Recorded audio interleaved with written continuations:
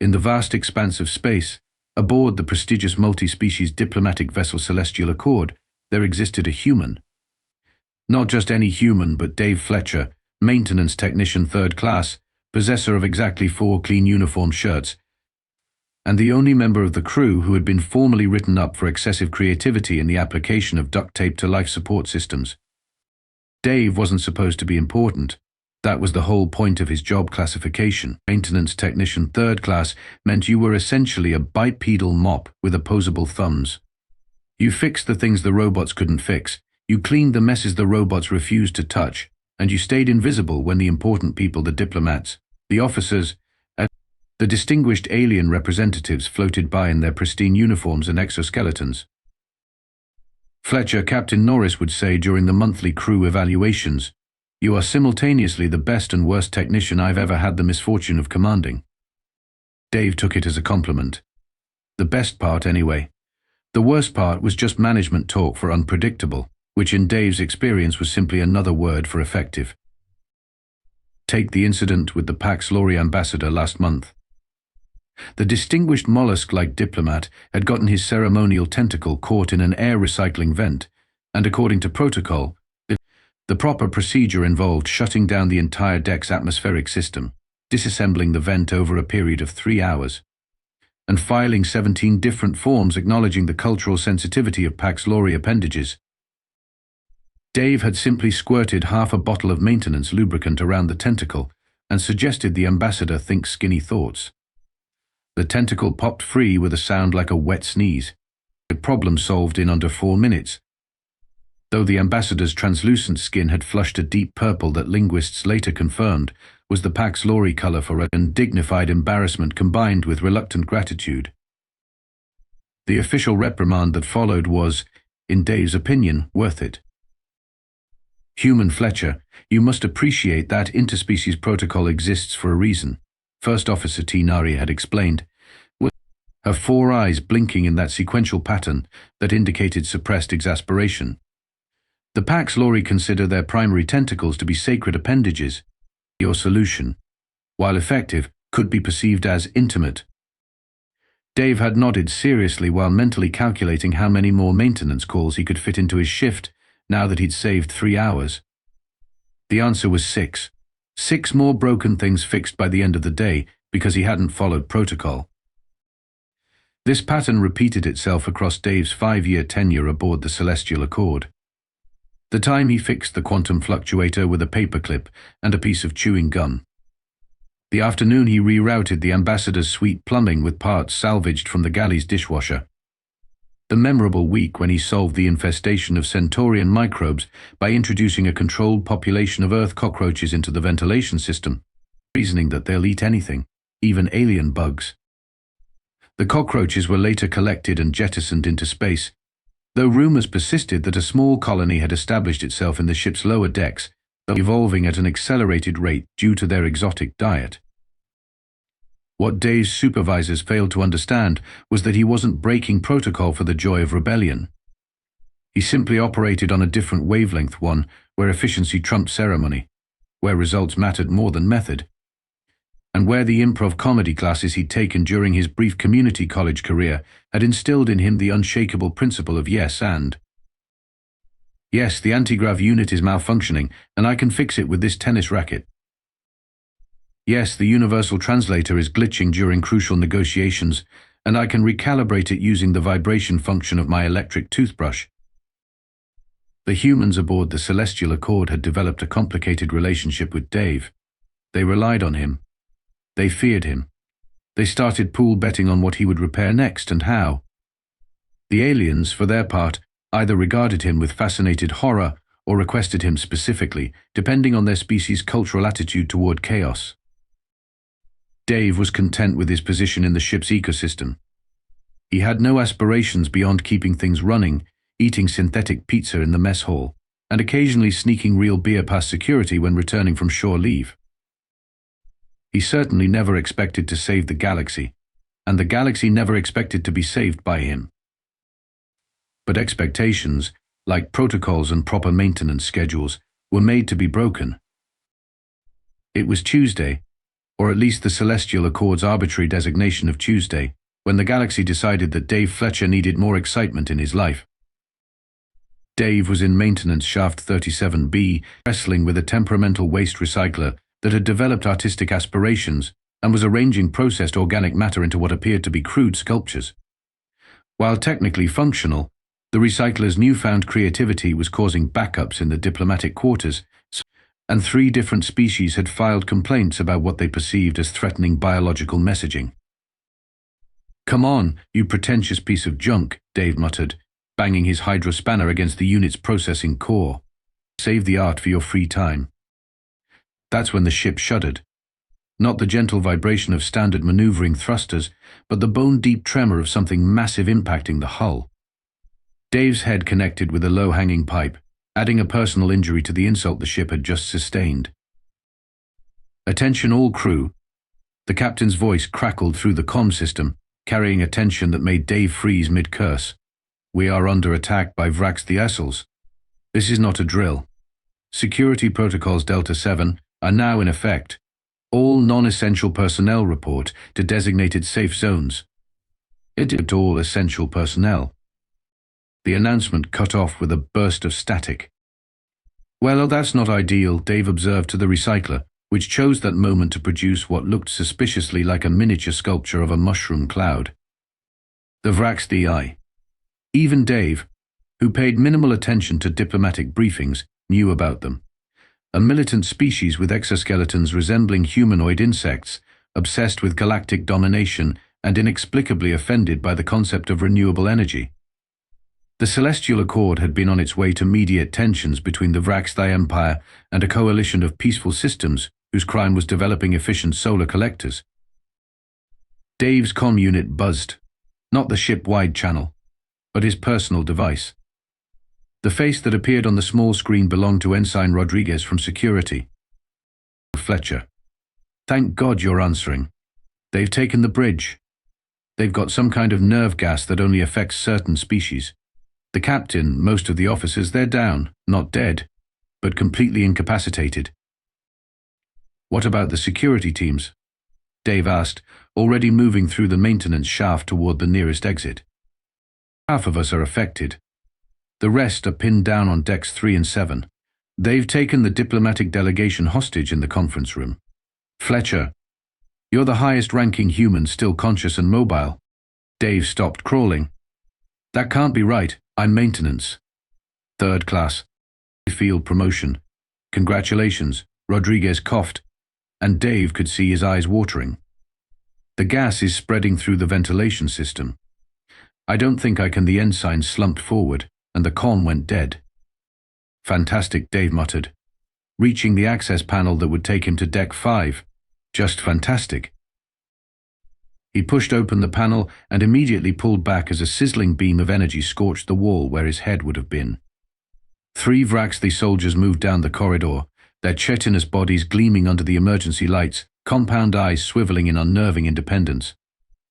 Dave quietly closed the panel and considered his options. The Vrax'thi had control of the bridge, the command crew was incapacitated, security was compromised, and somehow, through the universe's most twisted joke, Dave Fletcher, the man who once tried to repair a quantum field stabilizer with bubblegum, was now humanity's best hope aboard the ship. Protocol for this situation would be to hide, wait for rescue, and avoid engagement with superior enemy forces. Dave had never been particularly interested in protocol. He checked his tool belt, hydro spanner, multi-tool, laser cutter, adhesive patches, and half a sandwich he'd forgotten from lunch. Not exactly the arsenal of a hero, but Dave had worked with less. He pulled up the ship's schematics on his maintenance tablet. Keishin. If the Vrax'thi had taken the diplomatic delegation hostage in the conference room, that meant Ambassador K. Talax of the Rigelian Confederation was in danger. And if there was one thing Dave knew about Rigelians, it was that their methane-based biology made them extremely sensitive to certain chemical compounds like the compounds in the industrial strength cleaner Dave had stashed in maintenance closets across the ship. A plan began to form, the kind of plan that would make his supervisors break out in stress molting if they weren't already unconscious. As he crawled through the narrow maintenance shaft toward Cargo Bay 2, where he knew a particular piece of equipment was stored, Dave heard something shuffling behind him. He whipped around, Hydro Spanner raised as a makeshift weapon. A pair of large, luminous eyes blinked back at him from a slender, pale blue face. "Please don't hurt me," whispered the creature, trembling visibly. "I'm just an intern." Dave lowered his tool. "An intern? From where?" "Diplomatic Corps. Junior administrative assistant to the Arcturian ambassador. My name is Krill." The alien looked like a cross between a mantis and a deer, if both animals had been designed by someone with a fondness for pastel colors and anxiety disorders. Dave grinned. It wasn't a nice grin. It was the kind of grin that had preceded some of his most spectacular protocol violations. "Krill, how would you feel about helping me save the ship?" The alien's antennae drooped perceptibly. "Oh no." "Oh. This is a terrible idea," Krill whispered as they crawled through the maintenance shaft. "We should be hiding in designated safety zones as per Galactic Diplomatic Corps Protocol Section 42B, Paragraph 7. Is that the paragraph about what to do when bug soldiers take over the ship and gas all the important people?" Dave asked, not slowing his pace. "Well, no," admitted Krill. "That would be subsection 118F, which clearly states that in the event of hostile takeover, non-security personnel should remain hidden and await rescue from proper authorities." Dave paused at a junction in the maintenance shaft and consulted his tablet.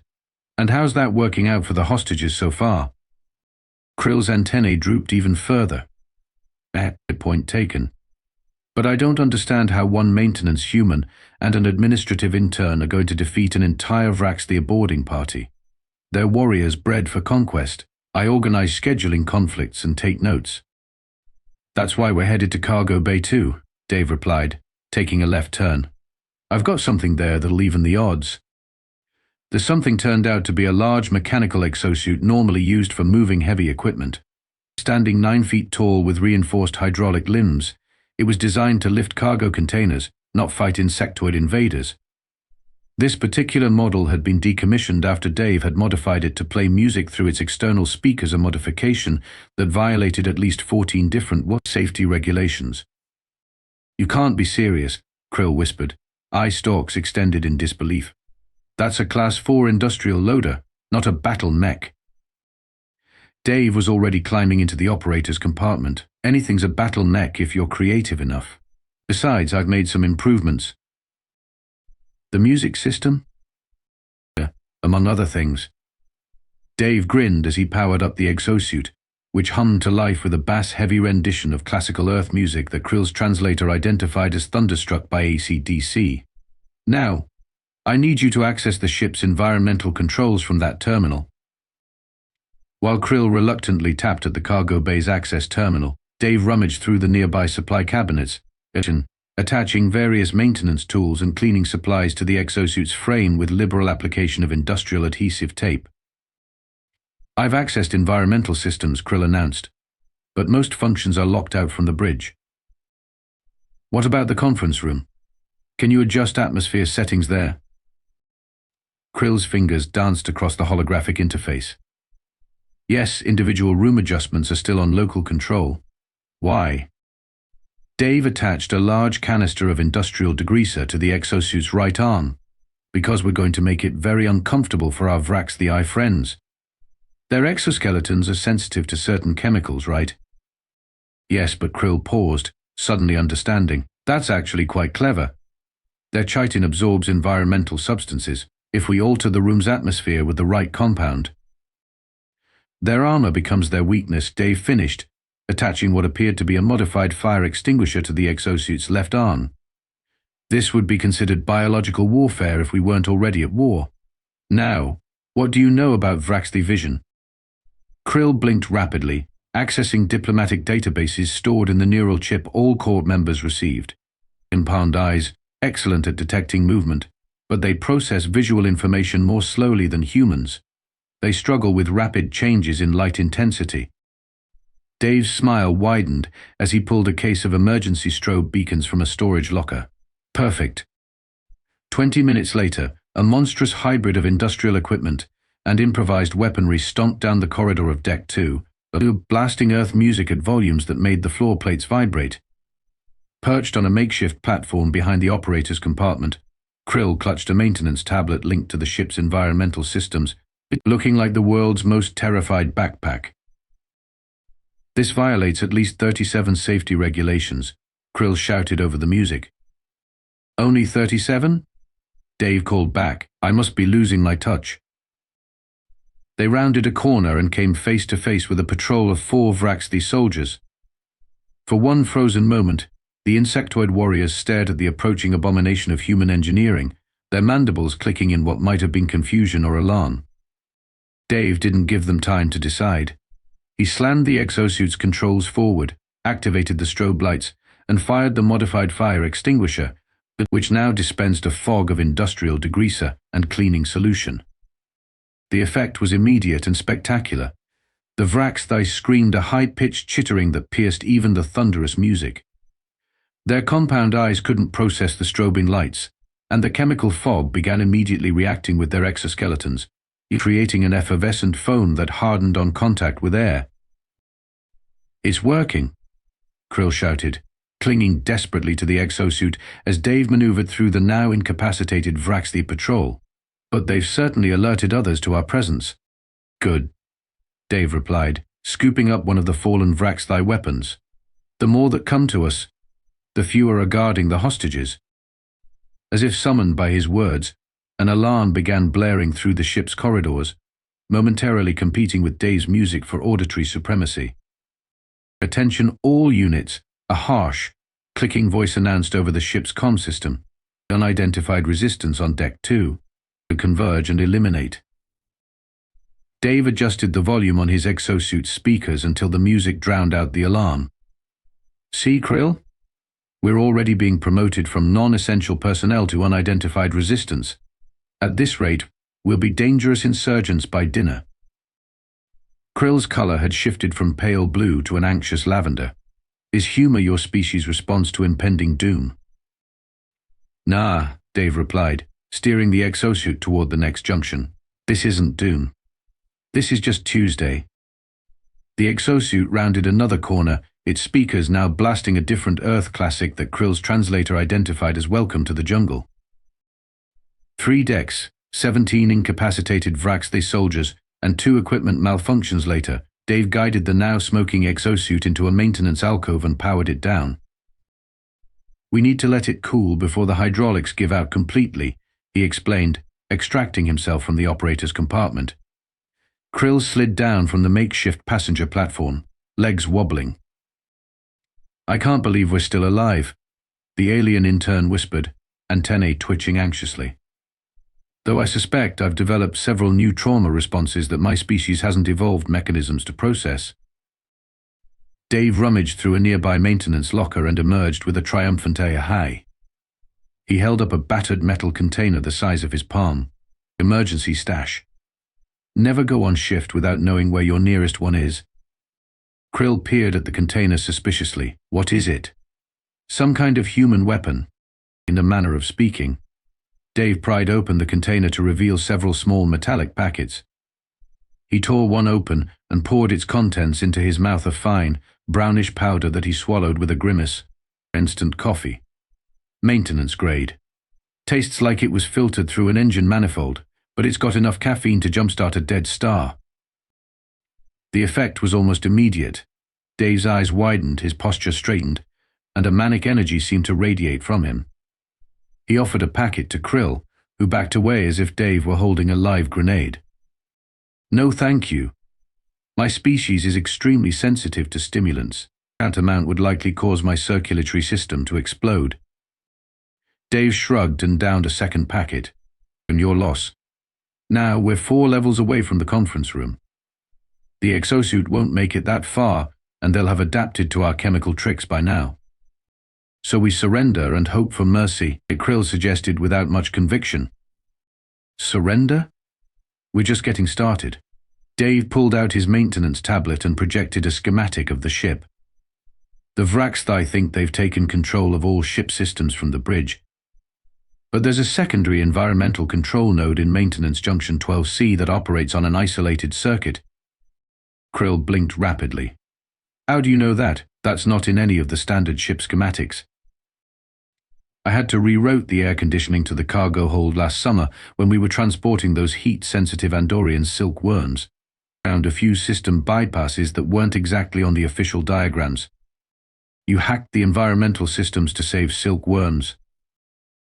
They were really expensive silk worms, Dave replied defensively. Besides, it made sense at the time. 20 minutes and several near discoveries by Vrax'thi patrols later, they arrived at Maintenance Junction 12C, a cramped space filled with humming machinery and blinking control panels. Dave immediately began reconfiguring connections and typing commands into a dusty terminal that looked like it hadn't been updated since humanity first achieved faster-than-light travel. Here's the plan, he explained as his fingers flew across the antiquated interface. The conference room has its own atmospheric system, because so many different species attend diplomatic functions. I'm going to manipulate the oxygen-nitrogen mix to make our Vrax'thi friends extremely uncomfortable without harming the hostages. But won't they notice the atmospheric changes and simply execute the hostages? Krill's color had shifted to a worried gray-blue. Not if they're too busy dealing with other problems. Dave pulled a small device from his tool belt and tossed it to Krill. That's a universal maintenance override. It'll let you access any door control panel on the ship. I need you to go to hydroponics on Deck 5 and release the irrigation system. Flood the deck. How does that help? Dave's grin would have made a shark reconsider its life choices. Because 3 months ago, I had to deal with a fungal infection in the soil beds. I used a particular earth compound at the Vrax'thi I find extremely arousing. Krill nearly dropped the override. You're going to chemically induce mating behavior in an invasion force? Just a mild case of the jitters. Think of it as a really inappropriate itch they can't scratch while wearing battle armor. Dave checked his tablet. Meanwhile, I'll head to the galley and prepare Phase 2. There's a Phase 2? There's always a Phase 2. No battle plan survives first contact with the enemy, especially if the enemy has 6 legs and compound eyes. Dave handed Krill a small communication device. Take this. It's tuned to a maintenance frequency they won't be monitoring. As Krill reluctantly headed toward hydroponics, Dave made his way to the galley. Upon arrival, he began gathering an assortment of food items and spices, creating a concoction that filled the air with an eye-watering aroma. Human, a voice crackled through his communication device. What exactly am I releasing into the ventilation system? Remember that hot sauce eating contest the security team had last month? I'm weaponizing the leftovers. Dave stirred the bubbling pot with grim satisfaction. Capsaicin. Specifically, concentrated capsaicin extract from ghost peppers I've been growing in my quarters. Humans think it's spicy. Vrax'thi respiratory systems treat it like napalm. This violates at least 14 interstellar conventions on chemical warfare. Only if we get caught, Dave replied cheerfully, filling a series of canisters with his diabolical mixture. Besides, technically it's just a condiment. His communicator suddenly emitted a series of urgent clicks and whistles, Krill's species equivalent of panicked hyperventilation. They found me. Vrax'thi patrol outside hydroponics. Dave tensed. Can you get to the irrigation controls? Yes, but I'll be trapped. Do it anyway, Dave said, his voice losing its humorous edge. Trust me, Krill. I won't leave you behind. There was a moment of silence, then, irrigation systems activating, a full release in all hydroponic sections. Almost immediately, the ship's alarms changed their pattern, and Dave heard confused shouting through the walls. He smiled grimly and sealed the last of his canisters. Phase 1 complete. Commencing Phase 2. As chaos erupted throughout the ship, Dave made his way toward the conference room with his arsenal of improvised chemical weapons. The corridors were suspiciously empty, a fact explained when he passed a viewport overlooking hydroponics and saw at least 20 Vrax'thi soldiers frantically trying to wash themselves in the irrigation water, their movements jerky and uncoordinated. Krill, Dave whispered into his communicator. "Status report." "I'm hiding in a ventilation shaft," came the shaky reply. "I can see the conference room. There are still 6 guards outside, and I believe their commander is inside with the hostages." "Have they shown any symptoms yet?" 2 are scratching their exoskeletons continuously. The others look agitated. Krill paused. "What exactly was in that fertilizer?" "Let's just say it contains molecular compounds similar to their species' attraction pheromones. Not strong enough to trigger full mating behavior, but definitely enough to make them uncomfortably distracted." "Humans are terrifying," Krill whispered. "You have no idea," Dave replied cheerfully. "Now, I need you to access the environmental controls for the conference room. When I give the signal, increase carbon dioxide levels by 15%. That won't harm the delegates, and not for short exposure. But it'll make the Vrax'thi sluggish. Their respiratory system can't filter it efficiently." Dave reached an access panel near the conference room and began attaching his canisters of capsaicin solution to the ventilation intake. As he worked, he heard the telltale clicking of Vrax'thi communication from around the corner.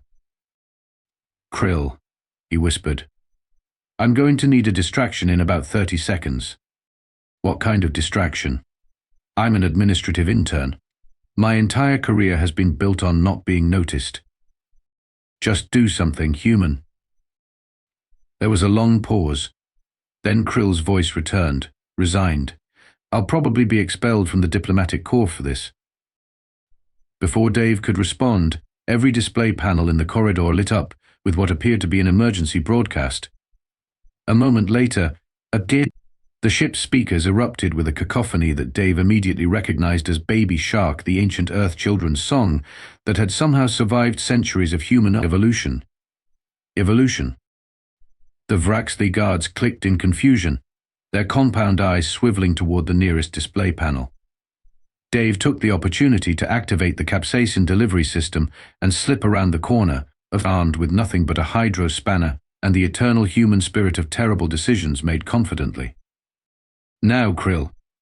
CO2 levels."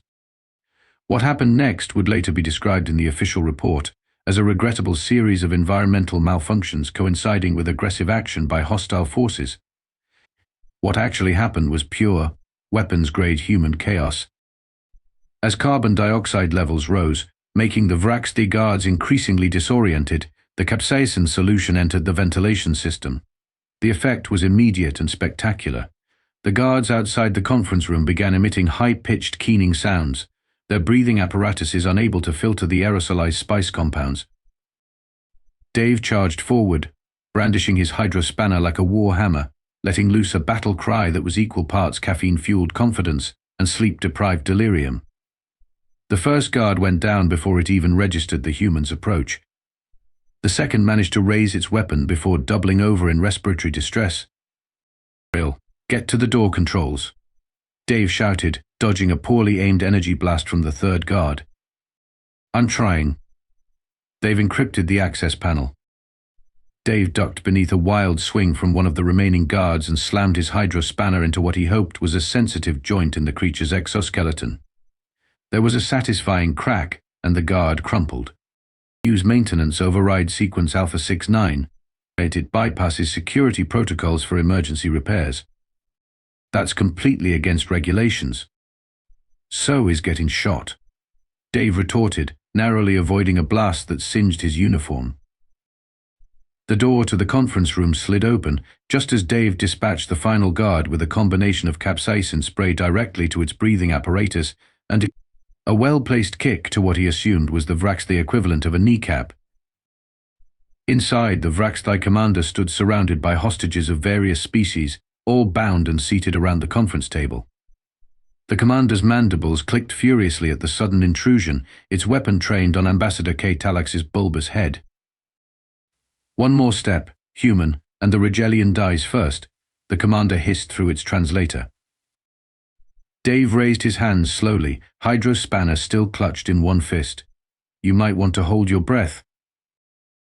Why would either commander's question was cut short as the room's ventilation system suddenly pumped a concentrated dose of capsaicin solution directly onto its position. What followed was a display of alien acrobatics as the commander reflexively fired its weapon into the ceiling, dropped to all 6 limbs, and began a frantic attempt to clear its breathing apparatus. Ambassador K-Talax took the opportunity to demonstrate why Regalians, despite their diplomatic nature, were renowned for their headbutting capabilities. The commander collapsed in a heap of twitching limbs and disoriented clicks. Dave quickly moved to free the hostages, while Krill entered behind him, still looking slightly nauseated by the violence, but considerably more confident than when they'd started their mission. "See?" Dave grinned at his alien companion. "Told you it would work." "I still can't believe it did," Krill replied, helping a 3-armed Arcturian delegate to its feet. "Do all humans solve problems this way?" Dave considered the question as he untied Ambassador K-Talax. "Nah. Some of us use even less logical methods." 48 hours after what was already being called the incident in official communications, and that time Dave Fletcher weaponized hot sauce in unofficial ones, the Celestial Accord was limping toward the nearest Federation starbase for repairs. The Vrax'thi boarding party had been contained, the affected crew members had recovered from the nerve gas, and diplomatic channels were buzzing with news of the failed attack. Dave sat in the captain's office, trying not to fidget as Captain Norris reviewed the incident report on her tablet. Her expression remained carefully neutral, though her eyebrow had been steadily climbing higher as she read. "Let me see if I understand correctly. Fletcher," she finally said, placing the tablet on her desk. "When faced with a hostile takeover by one of the most militarily advanced species in the quadrant, you responded by." She consulted the tablet again. "Creating a makeshift battle suit out of maintenance equipment, weaponizing cleaning supplies, distributing pheromone-laced water through the ship's irrigation system, and pumping concentrated earth spices into the ventilation to incapacitate the enemy forces."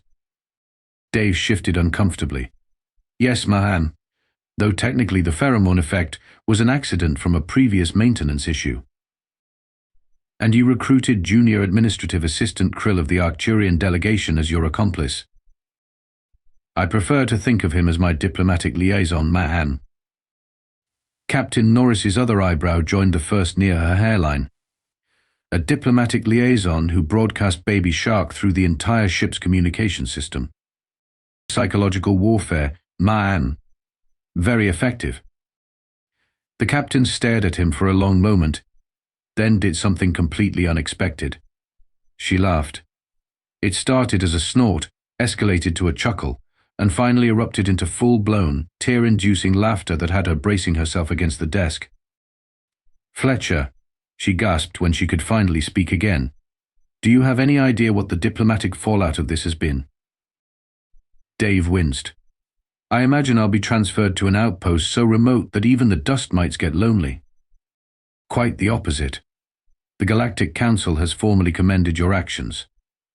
The Vrax'thi Empire is facing severe sanctions for the attack, and 3 previously neutral systems have requested formal alliances with Earth after word spread about how a single human maintenance technician defeated an elite boarding party." Dave blinked. "I had help. Krill was essential to the plan." "Yes, and the Arcturian Embassy has officially requested that Junior Administrative Assistant Krill be promoted to Cultural Liaison to Humanity, a position they apparently created yesterday."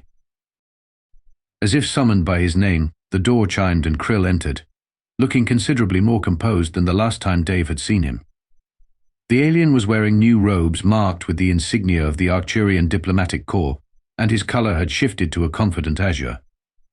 "Ambassador K-Talax requests maintenance technician Fletcher's presence at the diplomatic reception this evening," Krill announced formally, then dropped the official tone. "They want you to explain human hot sauce to the Galactic Council representatives. Apparently there's significant interest in its applications." Captain Norris rubbed her temples. "Fletcher, I'm promoting you to maintenance technician first class and assigning you as our official human cultural representative to the diplomatic corps. God help us all." Dave's jaw dropped. "But I broke at least 37 regulations," Krill counted. 42, Krill corrected. "I completed the tally afterward." "The point," Captain Norris continued, "is that sometimes the regulations don't account for humanity. Your methods were unorthodox, dangerous, and probably grounds for court-martial in peacetime. Thank you, Dave ventured uncertainly. They were also effective, ingenious, and saved the lives of everyone on this ship. The Galactic Council wants to understand how humans think, and after reviewing your service record, I've determined you're the perfect specimen to represent our unique approach to problem-solving. As Dave and Krill left the captain's office, the newly promoted maintenance technician turned to his alien friend. So, a cultural liaison, huh? Does that come with better quarters? Indeed. And a clothing allowance, though I suspect no amount of formal attire will fully domesticate you. Krill's antennae twitched in what Dave now recognized as amusement. The Galactic Council has also formally requested that humans stop introducing their food items into shared ventilation systems. Spoil sports.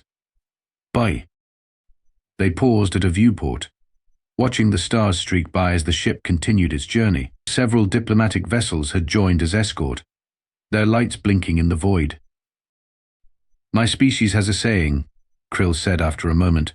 When faced with uncertainty, follow the path of precedent. But after observing you, I'm beginning to think the human approach has merit. Sometimes the solution to a problem is simply to create a bigger, more distracting problem. Dave grinned. That's practically our species' motto, bat and hold my beer. I still don't understand that reference. Don't worry, it'll be part of your cultural liaison training. Lesson 1 starts at the reception tonight. Dave's eyes gleamed with mischief. Wait until you see what happens when I introduce the Regalian ambassador to tequila. Krill's color paled slightly. Perhaps I should warn the medical bay to prepare for cultural exchange complications.